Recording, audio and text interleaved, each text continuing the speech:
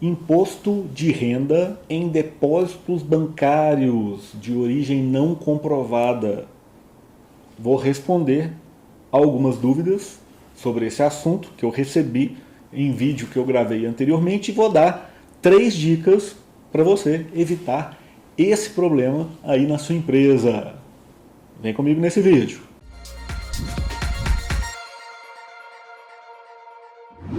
Olá, saudações do seu contador Leonardo Hoffman. Tudo bem? Em alguns dias atrás, eu gravei um vídeo, publiquei um vídeo aqui no canal sobre uma decisão do STF que validou a incidência de imposto de renda em depósitos bancários que não tiveram origem comprovada. Aí teve muita polêmica, muita gente comentando, vários comentários e várias dúvidas em relação a esse assunto. E nesse vídeo eu vou falar um pouquinho, primeiro esse assunto, do que é esse assunto, quando ele pode impactar aí as empresas e as pessoas físicas, e vou responder algumas perguntas que vieram lá na descrição do vídeo, né? O pessoal deixou os comentários e deixou algumas perguntas. Vou responder essas perguntas e também vou dar 3 dicas para a empresa evitar esse tipo de problema. Ok? Nesse vídeo aqui, eu vou falar especificamente para empresas, em relação à movimentação das empresas. Em um outro vídeo, eu vou gravar outro vídeo específico para falar da movimentação da pessoa física. Tá? Vou soltar aqui no canal também. Então acompanhe aqui o canal, que no próximo vídeo desse assunto eu respondo às dúvidas da pessoa física. Mas hoje, nesse vídeo, eu vou responder a dúvidas de pessoa jurídica. Se você tem alguma dúvida, pode ser pessoa física ou jurídica, pode postar aqui nos comentários do vídeo, que eu vou verificar. Se eu não responder, eu vou responder também a algumas pessoas, principalmente os inscritos, tá? Então, se você não é inscrito no canal, não me segue. Se você estiver no Instagram, não me segue, inscreva-se aqui no canal no YouTube. Se você estiver vendo no Instagram, segue o canal aqui também, me segue o perfil no Instagram, tá? Que eu vou dar preferência a responder quem está inscrito no meu canal, tá bom? Mas e também, a partir das dúvidas, eu posso gravar outros vídeos. Mas vamos lá, em relação, falar especificamente com foco nas empresas. Com foco nas empresas. Então, o que aconteceu? Né? Um contribuinte entrou na justiça contra uma notificação da Receita Federal que estava cobrando dele em função de uma fiscalização já instaurada, cobrou dele imposto de renda em relação a itens, a entradas de recursos na conta bancária que não tinham origem comprovada. E esse contribuinte entrou na justiça e foi até o STF. O STF validou que é válido sim o imposto de renda nessa situação. No vídeo anterior, vou deixar o link na descrição, e aqui em cima eu abordo isso com mais detalhe. Tá? Então, esclarecendo que essa situação, tá, de incidência de imposto de renda ou qualquer outro tributo, aí falando das empresas em si, que a empresa ela paga outros tributos, não só imposto de renda. Então, imposto de renda, contribuição social, PIS, COFINS, ISS, ICMS, vários tributos aí em cima que incidem sobre as receitas da empresa. Tá? Das receitas vindas do faturamento ali da empresa.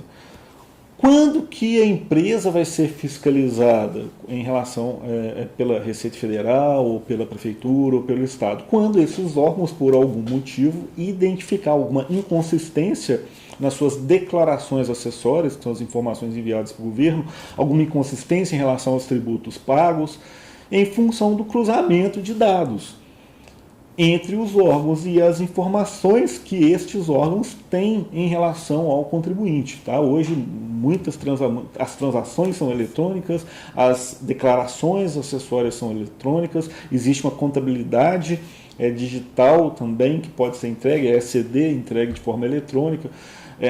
Os órgãos do governo, eles compartilham informações entre eles e essa verificação também de incompatibilidade pode gerar uma instauração de um procedimento fiscal, e é nessa situação, quando tem uma fiscalização, que a Receita Federal ou outro órgão em si, falando aqui especificamente da Receita Federal, pode identificar transações na conta da empresa com origem não identificada, ou com uma movimentação além ou estranha às questões da empresa, ou incompatível com o faturamento que a empresa declarou e pagou o tributo em cima desse faturamento.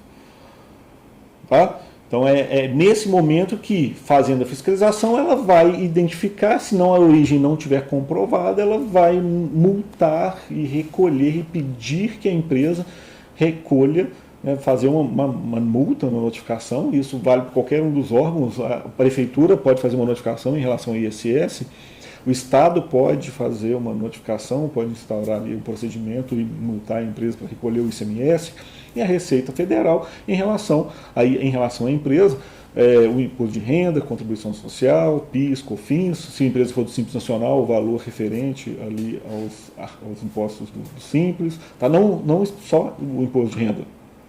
E aí eu vou responder algumas dúvidas aqui e depois, ao final, eu vou dar 3 dicas de como a empresa pode se precaver em relação a essas questões. Então vamos lá em relação às dúvidas, tá? Vou ler algumas, obviamente não vai dar para pegar todas as dúvidas aqui, são muitas questões, mas eu selecionei algumas questões principais.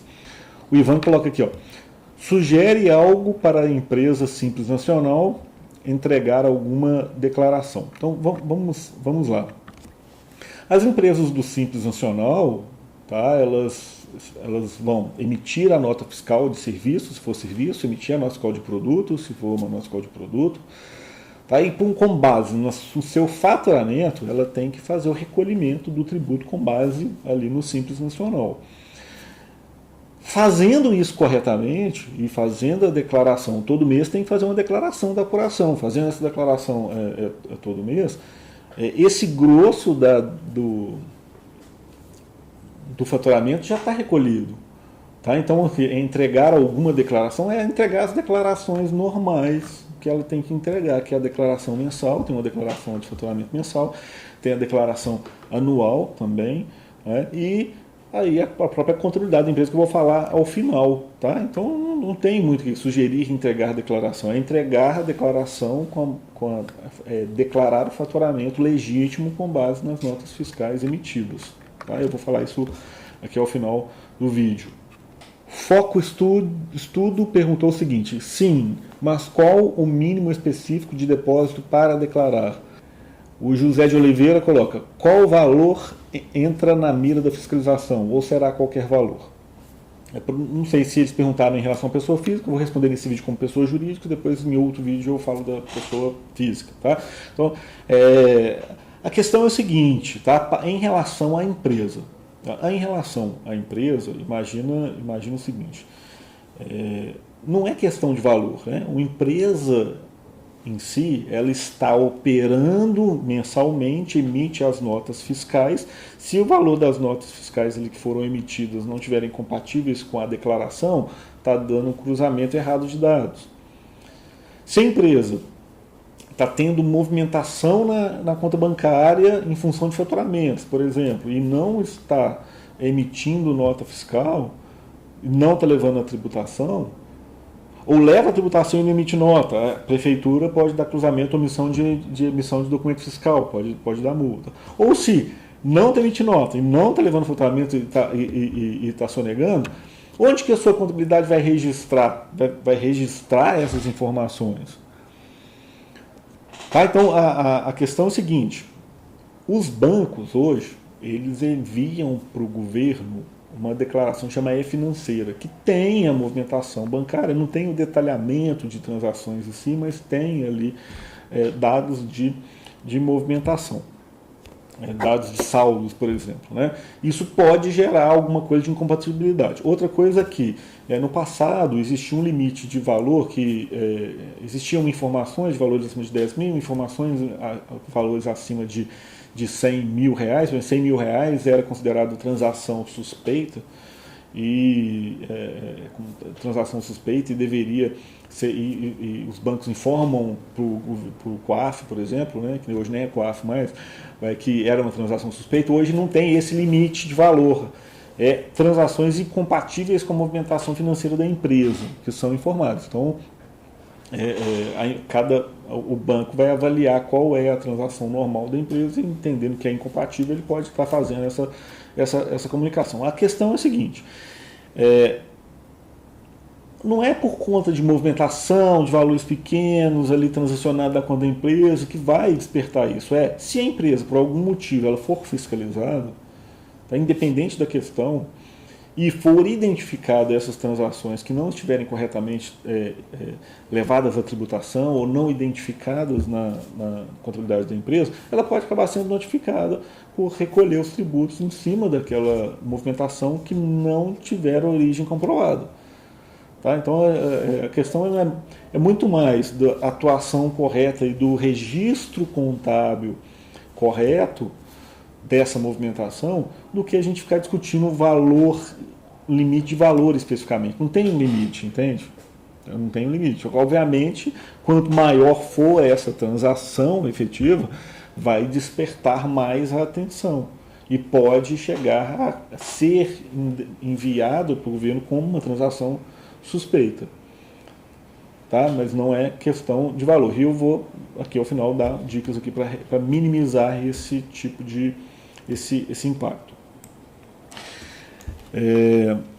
Uma outra postagem aqui foi do Zé Fernando, que ele coloca assim: imagina o dono de uma pequena oficina mecânica ou uma loja de roupas, enfim, um pequeno e micro negócio que usa uma conta corrente para tudo, inclusive os assuntos pessoais, e nunca pensou em usar um contador e pensa que a conta corrente está sob sigilo bancário. Aí tem mais situações aqui, é importante questão. Outro aqui é o seguinte: o Liel Moura. Parte das receitas da empresa passa diretamente pela conta física dos sócios. É ruim? O cliente vai depositando um determinado valor em uma determinada banco, mas a empresa não tem conta PJ naquele banco e o valor for depositado na conta de uma sócio pessoa física. Pode dar algum problema? Então, situações correlacionadas com confusão patrimonial, né? Transações da empresa se confundindo com transações da pessoa física, né? E vice-versa. Pode dar problema? Pode sim, pode dar problema sim. Né? Principalmente se a gente está falando aqui transações da empresa transitando na pessoa física do sócio.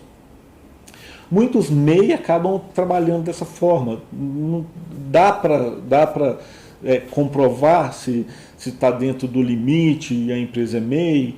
Dá para comprovar, tá? Mas não é a situação ideal. Agora vamos sair da parte do MEI, falando de empresas do Simples Nacional ou maiores, tá?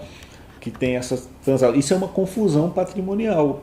Mistura de patrimônio do sócio com o patrimônio da empresa, que fere aí o princípio da própria entidade, tá? Fere questões jurídicas. Então, isso pode dar problema sim, porque tende a empresa a movimentar valores mais altos, movimentar valores mais significativos. E isso transitar na conta pessoa física pode dar a impressão, então, que é movimentação da pessoa física. Se essa pessoa cair na malha fina, for fiscalizada por algum motivo, até mostrar que alho não é bugalho, entendeu? Imagina a dor de cabeça. Tá? Mas o próprio registro contábil da empresa, levando essa receita correta à tributação pela empresa e registrando na contabilidade, mesmo transitando na conta do sócio, aí existe uma contabilização para registrar que isso transitou. Não vou entrar em detalhe aqui, que não transitou na conta, não entrou na conta da empresa, porque não vai registrar que teve a receita. Vamos colocar que isso foi levado à tributação. Então teve a receita, teve o recebimento, só que não caiu naquela conta bancária da empresa, caiu na conta do sócio. Não dá para fazer esse registro na contabilidade da empresa, o que vai minimizar qualquer impacto, tanto para a empresa, e também pode justificar essa questão, se a pessoa física for fiscalizada, demonstrando a contabilidade corretamente declarada, a transação efetuada e a receita tributada na pessoa jurídica. Então, o ideal é não misturar isso, ter a conta PJ da empresa e transitar tudo que é da empresa na empresa, tudo que é da pessoa física na pessoa física. Primeiro ponto é isso, é ter essa organização financeira.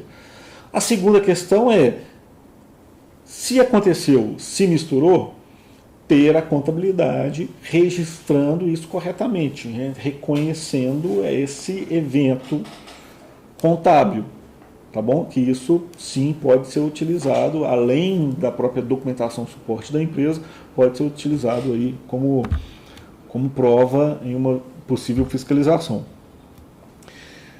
O Edson coloca assim, é retroativo? Então, o Edson, se uma pessoa física ou uma pessoa jurídica, que está falando aqui de empresa, for fiscalizado por um órgão, ele pode ser fiscalizado pelos últimos 5 anos, tá? Que é o período que a fiscalização pode pegar. Então, nesses últimos 5 anos, sim, pode acontecer essa retroatividade, tá bom? E o Antônio Castro coloca assim, ele falou, criou mais dúvidas, não forneceu prazos nem soluções. Receita não olha a contabilidade. O Antônio, é o seguinte, olha a contabilidade sim. Então eu estou aqui, sou contador, tenho clientes e é normal as receitas, não necessariamente por ter identificado algum problema, mas pode por eventualidade ou já uma empresa que tem uma movimentação grande, que de 5 em 5 anos é fiscalizada e já entra no fluxo de fiscalização da prefeitura, do estado ou do município, ela pode ser fiscalizada. E nessa fiscalização, um dos documentos que a fiscalização pode pedir é o ECD, que é a escrituração contábil digital, ou a própria razão de contas da contabilidade da empresa, no caso se for físico. Tá? Então pede sim. E isso pode ser prova a favor da empresa. Então a fiscalização, com base, vou pegar o exemplo da prefeitura. A prefeitura ela identifica as notas fiscais que a empresa emitiu, compara com o que foi declarado no Simples Nacional, vê a compatibilidade ou a incompatibilidade. Ela pode pedir uma lista de documentos e dentre eles contratos, pode pedir o ECD. Então essa correta transação, registro contábil pode contribuir para explicar, vai contribuir para explicar as movimentações da empresa, né, partindo do pressuposto que está corretamente registrado e que a empresa não está sonegando. Se a empresa tem culpa no cartório, aí isso aí pode acabar pesando negativamente, então é complicado. Tá? Mas olha assim, ela vai olhar quando a empresa já estiver sob fiscalização, ela pode pedir essa documentação para identificar, para facilitar essa identificação. Ok? Bom, aqui eu vou esgotar aqui as perguntas, já está ficando longo, mas eu vou dar aqui 3 dicas importantes para a empresa, o empresário dormir tranquilo, para a empresa estar corretamente regularizada e como evitar esses problemas com a fiscalização quando a empresa estiver sendo fiscalizada, né, e não ser penalizada em ter que recolher imposto de renda ou qualquer outro tributo em função de valores que transitaram na conta bancária. Né? Como eu disse, é normal dentro de uma operação da empresa ter trânsito de valores que não necessariamente são receita, não tem problema nenhum. Pode transitar, desde que esteja corretamente registrado o que se refere. Tá? Eu já dei exemplos disso no vídeo anterior. Mas então vamos lá, 3 dicas então, para a empresa, para o empresário dormir tranquilo, para a empresa estar regularizada em relação a isso e reduzir, minimizar qualquer risco de ter que pagar tributo sobre depósitos bancários de origem não comprovada. Então a primeira dica, não poderia ser diferente, é o empresário, a empresa, não sonegar. é a empresa atuar de forma correta, a empresa utilizar do planejamento tributário para reduzir o tributo de forma legal e não sonegar para reduzir o tributo de forma ilícita. Tá? Não, porque aí não tem como, né, dormir tranquilo. Tá? Então, a primeira dica é agir corretamente, com base na regulamentação, o que é faturamento, levar a tributação, como tem que ser levado, usando o planejamento tributário para reduzir o tributo de forma legal. Tá? O primeiro ponto é isso, é atuar corretamente, porque uma empresa ela tem risco. Mesmo atuando corretamente, há o risco todo envolvido, há possibilidades de ter uma falha, de ter um erro. Se eventualmente a empresa errou por não ter levado algo por equívoco, é uma coisa. Isso é coisa eventual. Agora, é sonegar diariamente ali a operação, não tem como dormir tranquilo, né? Se você vai estar sempre com o risco aí de fiscalização. Então, a primeira dica é atuar corretamente e levar a tributação o que tem que ser levado, né? Dar a César o que é de César. Alguém falou isso aqui no comentário, né? O 2 é ter um sistema financeiro, registrando essas operações de entrada e saída corretamente, para quê? Para a empresa estar financeiramente organizada, conseguindo identificar as transações e mandar essa movimentação para o seu contador, para facilitar a identificação e o correto registro contábil. Como que o seu contador, a contabilidade, vai conseguir registrar contabilmente os eventos financeiros de forma correta? Com as informações que vêm da empresa, seja via documento ou seja movimento financeiro integrado. Vai ter aqui hoje digitalmente, né, você vai integrar essa movimentação com a contabilidade. Então o ideal é ter um sistema financeiro, independente do tamanho da empresa. Para você, né, o sistema financeiro, além desse registro correto das transações, ele também vai te dar uma visão financeira, um resultado financeiro para você gerir também o seu negócio. Então isso é importante.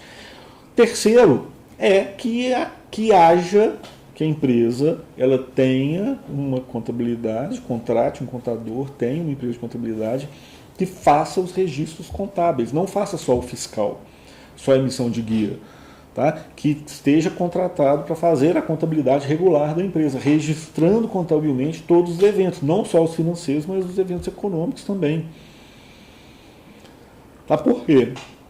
A fiscalização pede sim a contabilidade, a fiscalização vai pedir um livro caixa no mínimo do registro das transações, pode pedir uma razão de alguma conta, pode solicitar o ECD, Explicação Contábil Digital, para aquelas empresas que estão obrigadas a transmitir ou para as que transmitem de forma opcional. E essa correta movimentação registrada vai ser uma prova positiva para a empresa, que foi corretamente registrado e que o que é receita e o que não é receita. Tá? Então essa é a terceira dica. Ok? Então esse vídeo já se alongou demais. Vou fechar por aqui. E um próximo vídeo sobre esse assunto eu vou responder a dúvidas em relação à pessoa física. Então, ok? Se você ainda tem alguma dúvida, posta sua dúvida aqui nos comentários do vídeo. E nos encontramos no próximo vídeo. Tchau!